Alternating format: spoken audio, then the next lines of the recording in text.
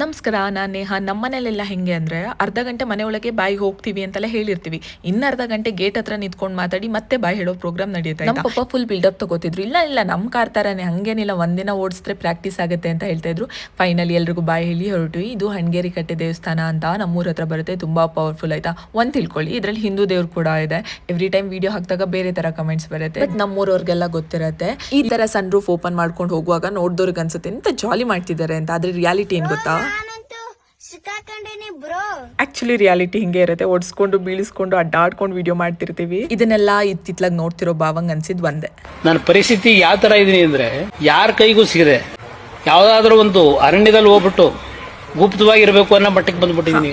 ಅವ್ರು ಏನೇ ಅನ್ಕೊಂಡಿಲ್ಲ ಅಂದ್ರೂ ನಾವಂತೂ ಬಿಡಲ್ಲ. ಅವ್ರನ್ನ ವಿಡಿಯೋ ಮಾಡಿ ಅಂತ ತಲೆ ತಿಂತಾ ಇರ್ತೀವಿ. ಇಲ್ಲ, ಆ್ಯಕ್ಚುಲಿ ಅವ್ರು ಸಪೋರ್ಟಿವ್ ಇದ್ದಾರೆ. ನಾನು ಸುಮ್ಮನೆ ಜೋಕ್. ಹಾಗೆ ನನ್ನ ಫ್ರೆಂಡ್ ಕೂಡ ಹೇಳಿದ್ರು ಅವ್ರಿಗೆ ಇಲ್ಲಿ ಸ್ವೀಟ್ ತೊಗೊಬಂದು ಕೊಡು, ಮೈಸೂರು ಪಾಕ್ ಅಂತ ಹೇಳಿ.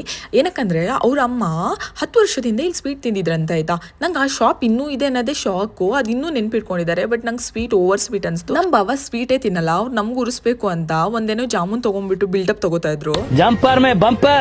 Super taste. ಅವ್ರು ಸುಮ್ಮನೆ ಜೋಕ್ ಮಾಡ್ತಿದ್ದಾರೆ ಅಂತ ಅನ್ಕೊಂಡ್ವಿ. ನೋಡಿದ್ರೆ ಅವ್ರು ತಗೊಂಡಿರೋ ಜಾಮೂನಲ್ಲೇ ಸ್ವೀಟ್ ಕಮ್ಮಿ ಇತ್ತು ಆಯ್ತಾ. ಯೂಶಲಿ ಅದರಲ್ಲೇ ಜಾಸ್ತಿ ಇರುತ್ತೆ ತಾನೆ. ಇಟ್ಸ್ ಓಕೆ, ನಾವೇನು ಅಷ್ಟು ಸ್ವೀಟ್ ತಿನ್ನಲ್ಲ ಅನ್ಕೊಂಡು ಹೊರಟ್ವಿ.